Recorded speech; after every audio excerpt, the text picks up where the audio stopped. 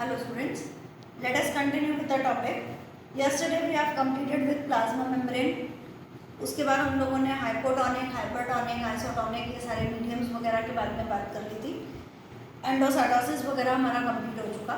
अब हम अपना अगला टॉपिक स्टार्ट करते हैं, सेल वॉल. हमें ये बात पता है कि सेल की आउटर मोस्ट कवरिंग को हम लोग बोलते हैं सेल मेम्ब्रेन, या हम लोगों ने वर्ड यूज किया था प्लाज्मा मेम्ब्रेन. अब हम लोग बोल रहे हैं कि इस सेल मेम्ब्रेन के बाहर भी एक लेयर प्रेजेंट है which is called as cell wall.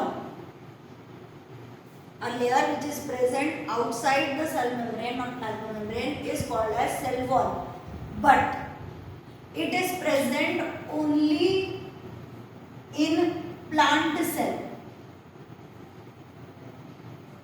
पता चलेगा कि एनिमल्स जितने भी होंगे उनमें सबसे बाहर वाली लेयर का नाम होता है प्लाज्मा मेम्ब्रेन, लेकिन प्लांट जो रहेंगे उनमें प्लाज्मा मेम्ब्रेन के बाहर भी एक और लेयर प्रेजेंट है जिसे हम लोग नाम देंगे सेल वॉल. तो cell wall is the outermost layer only for plant cell, animal cell नहीं, only and only for plant cell. This cell wall is made up of, cell wall काय की बनी हुई है, तो this cell wall is made up of cellulose. याद आएगा कल परसों जब हमने पढ़ा था तो प्लाज्मा मेम्ब्रेन काय की बनी थी, हमने बोला था plasma membrane is made up of lipids and proteins. आज हम किसके बारे में पढ़ रहे हैं, सेल वॉल के बारे में. तो cell wall is made up of cellulose. अब सेल वॉल क्या काम करती है? सेल वॉल जो है it prevents the cell from bursting even in hypotonic medium, या हम लोग लैंग्वेज यूज करेंगे वेरी डाइल्यूट मीडियम. जैसा भी क्वेश्चन आ जाए उसके अकॉर्डिंगली आंसर. क्या it prevents the cell from bursting. हम लोगों ने पढ़ा था कि हाइपोटोनिक मीडियम में क्या होता है, the cell gets swell up. तो जब वो स्वेल अप हो रहा है तो हमने ज़्यादा पानी डाल दिया. मम्मा ने बोला था कि पेड़ों को पानी डालने की आपकी ड्यूटी है. अपन परेशान हो गए, अरे यार क्या सुबह शाम पानी डालना. एक बार में इकट्ठा पानी डाल देते, सुबह 1 मग डालना, शाम को 1 मग डालना है, इकट्ठा 2 की जगह 3 मग डाल देते हैं. वाह, आज की भी छुट्टी, कल की भी छुट्टी. अगर आप ऐसा करते हैं तो डेफिनेटली हम प्लांट्स को नुकसान पहुंचा रहे हैं. इतना सारा पानी वो बेचारे कैसे एब्जॉर्ब करेंगे, इतनी जल्दी उनके पास स्पीड ही नहीं. चलिए वो एक अलग बात. दूसरा, जो आप सॉइल जिसके अंदर पानी जा रहा है, तो डेफिनेटली वहाँ पर जब पानी का अमाउंट ज़्यादा हो जाएगा, मीडियम कैसा हो गया, अब वो पानी अंदर लेते जा रहे, उस सेल के आसपास का मीडियम भी कैसा हो गया, हाइपोटोनिक. मतलब उस प्लांट के अंदर पानी का अमाउंट ज़्यादा पहुँचना चालू हो जाएगा. तो जब हम लोग बोल रहे हैं कि it prevents the cell from bursting even in hypotonic medium, तो अगर ये डाइल्यूट मीडियम है तो सेल विल स्वेल अप, और स्वेल होते होते होते होते पता चला सेल क्या हो गया, बर्स्ट हो गया, फूट गया. ऐसा नहीं होता. क्यों नहीं होता? Because it has cell wall. तो सेल वॉल का फंक्शन क्या है, the cell wall prevents the cell from bursting even in hypotonic medium. अब वो कैसे करता है ये काम, उसकी लैंग्वेज आप लोगों को लिखना पड़ेगी. The cell swells comma building up the pressure. ये हमारी टेक्स्ट बुक की लैंग्वेज है, ये पूरा मैं टेक्स्ट बुक की लैंग्वेज में लिखवा रही हूँ. The cell swells comma building up a pressure against the cell wall, full stop. The cell wall exerts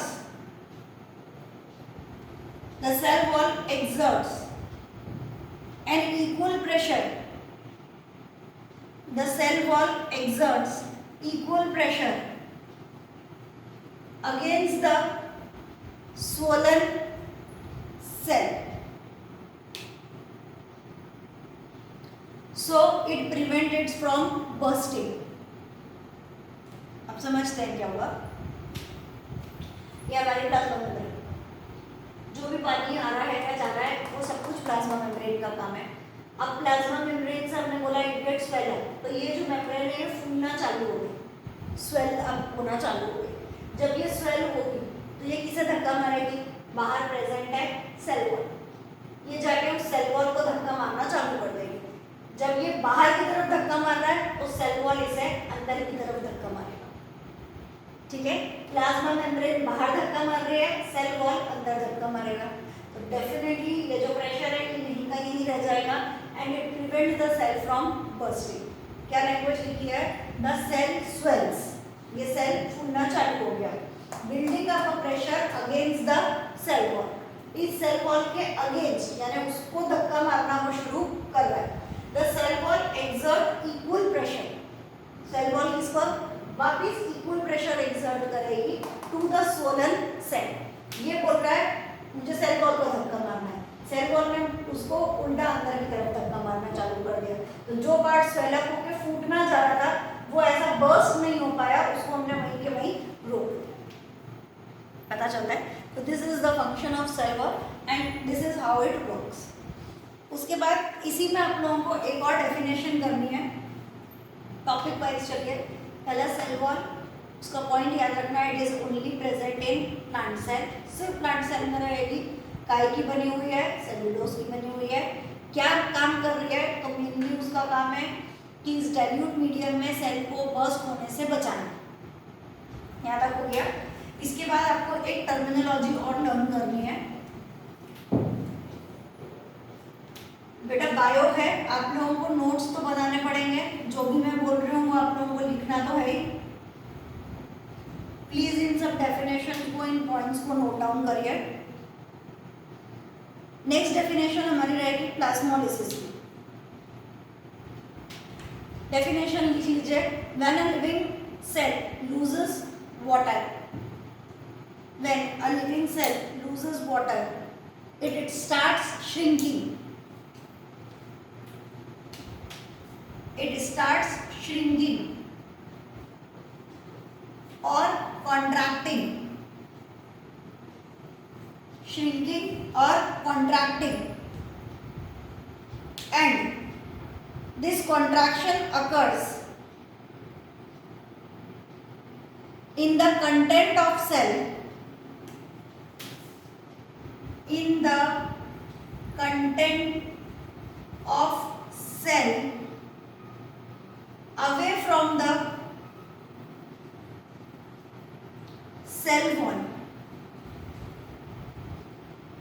This process is called as plasmolysis.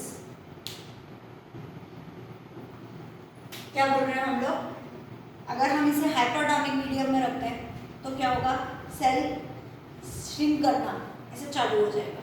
तो ये सेल वॉल, ये सेल मेम्ब्रेन, ये वाला हिस्सा श्रिंक कौन होगा, ये वाला पार्ट श्रिंक होगा। और किस तरह से श्रिंक होगा, it moves away from the cell wall, cell wall से ये पार्ट दूर दूर दूर दूर होता जाएगा। सेल वॉल वहीं पर है, ये पार्ट बीच वाला श्रिंक होगा। श्रिंक होने वाले पार्ट को हम लोग नाम देते हैं प्लाज्मोलिसिस। ठीक है, क्या बोला हमने कि sometimes the cell starts shrinking or contracting. The contraction occurs in the content of cell. Cell के अंदर की जो चीज है वो shrink हो रही है, और कैसे shrink हो रही है, away from the cell wall. इस cell wall से अलग हटके वो shrink होना चालू होगा। This process is called as plasmolysis. इसके साथ एक और टॉपिक हमारा कंप्लीट होता है, सेल वॉल। नेक्स्ट टॉपिक हम लोग स्टार्ट करेंगे, न्यूक्लियस।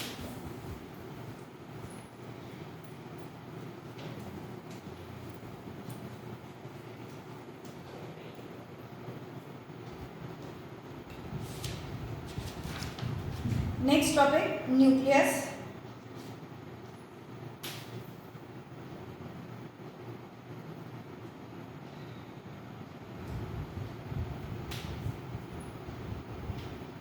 जब भी हमारे पास कोई सेल होता है उस सेल को हम स्टेन करते हैं। स्टेन करते हैं मतलब जब आप लोग स्कूल में जाएंगे तो वो लोग लैब में आप लोगों को कुछ सेल्स दिखाएंगे कि यहाँ पे देखो ये इस तरह के सेल होते हैं, वो आपको बड़े कलरफुल दिखेंगे।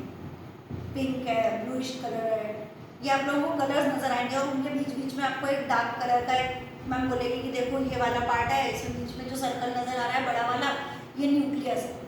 उसे हम बोलते हैं स्टेनिंग करना, कि भाई कम से कम हमें अलग अलग कलर्स में वो चीज़ें नजर आए। तो स्टेन करने के लिए जिन चीज़ों को हम लोग यूज़ करते हैं उनके नाम आप लोग लिखेंगे। The substances use for staining the cell are iodine, second methylene blue, iodine, second नाम है मिथिलीन ब्लू, और सेफ्रेनिन। ये हमारे पास अलग अलग सब्सटेंसेस हैं जिन्हें हम लोग काय के लिए यूज करते हैं, फॉर स्टेनिंग द सेल। और स्टेन क्यों करते हैं? जिससे वो हमें माइक्रोस्कोप में इजीली विजिबल हो पाए। चलो, अब हमारा टॉपिक प्लाज्मा मेम्ब्रेन हो चुका, सेल वॉल अगर प्लांट की बात कर रहे हैं तो भी हो चुका। अब हम अपने सेंट्रल पार्ट पे आए जिसे हम लोगों ने नाम दिया nucleus. This nucleus is double membrane layer. कितनी लेयर है? डबल लेयर उसके पास में प्रेजेंट है। Double layer covering the nucleus is called as nuclear membrane. हम लोग ड्रॉ करते हैं कि इतना दूर हो जाता है, ये इतना दूर हो नहीं सकता। It is nuclear membrane. क्या बोला हम लोगों ने? द आउटर कवरिंग या double layer present outside the nucleus is called as nuclear membrane. This nuclear membrane has pores. ये जो मेम्ब्रेन है इस पर पोर्स प्रेजेंट है। It has pores which allows the substance to pass through it. Definitely जिन material को ये चाहेगा वही चीज़ें पास आउट हो सकते हैं। ऐसा तो है नहीं कि न्यूक्लियस तक कोई भी कुछ भी चला जाए। ठीक, अब इन जनरल हमें क्या पता कि न्यूक्लियस के अंदर है क्या। तो what is present in nucleus? पहले तो यहाँ पे न्यूक्लियोप्लाज्म जो उसका फ्लूइड पार्ट है, मेनली उसके अंदर प्रेजेंट है क्रोमोसोम्स। क्या प्रेजेंट है? Chromosomes. What are chromosomes? Chromosomes are the structures which have informations which is transferred from parents to their offsprings. यहाँ पे चिल्ड्रन मत लिख देना क्योंकि हम अकेले ह्यूमंस की बात नहीं कर रहे। इच्छा हो गई बोले पेरेंट्स से बच्चों में जाते हैं, है ना? तो parents to children, parents to boys, parents to girls, ऐसा नहीं लिख देना। हम लोग एक जनरल टर्म यूज कर रहे हैं जो सारे प्लांट्स एनिमल्स के ऊपर एप्लीकेबल होता है। तो इसलिए कॉमन पे चलिए। यहाँ पे हम लोगों ने बोला chromosomes have the information which are transferred from parents to their offspring. अब क्रोमोसोम समथिंग ऐसे, they are always present in, ये जो क्रोमोसोम्स हैं they are always present in pair, हमेशा दो दो दो दो के फॉर्म में रहते हैं। ठीक है, ह्यूमंस के पास में, अभी स्पेशली ह्यूमंस बोला मैंने, humans have 23 pair of chromosomes, that is 46 chromosomes. 23 pair या 46 क्रोमोसोम्स ह्यूमंस के अंदर होते हैं। ऐसे सबके अंदर अलग अलग नंबर ऑफ क्रोमोसोम्स के रहते हैं। ये क्रोमोसोम, ये शेप है, ये कहाँ प्रेजेंट है? न्यूक्लियस के अंदर। अब इस क्रोमोसोम के पास क्या है? तो क्रोमोसोम्स हैव डीएनए। क्या प्रेजेंट है क्रोमोसोम्स के पास? Chromosomes have DNA, capital letter में लिखिए डीएनए। डीएनए का फुल फॉर्म होता है deoxyribonucleic acid. Definitely आपके लिए टफ जॉब है। It is deoxyribonucleic acid, ये डीएनए का फुल फॉर्म है। तो chromosomes are DNA. What is DNA?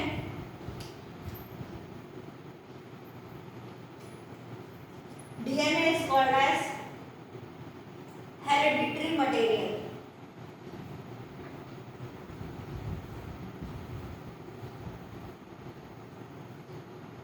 जैसे हमने बोला कि ट्रांसफर होता है, तो ट्रांसफर क्रोमोसोम हो रहे हैं? नहीं, ट्रांसफर कौन होता है? DNA.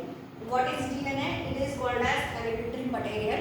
It's full form is deoxyribonucleic acid.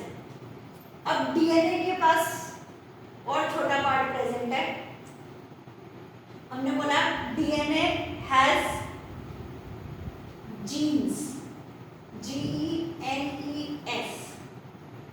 What are genes? तो genes are hereditary unit.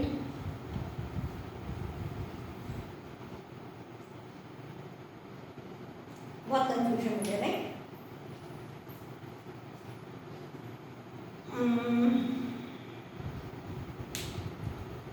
Fine, चलिए. ये पेन, अभी आपको पता नहीं, मेरी शायद टेबल तो नहीं दिख रही होगी. ये पेन कहाँ है? चलिए, हमने बोला यहाँ पर टेबल पर रखा हुआ, ठीक है. टेबल कहाँ है? तो बोला क्या? हॉल में. हॉल कहाँ है? तो बोला क्या? पूरे फर्स्ट फ्लोर पे.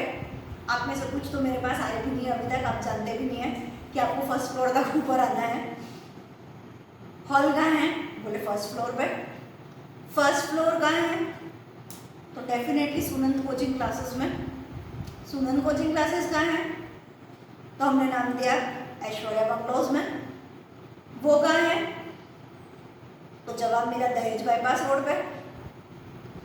अब उल्टा, पेन कहाँ था?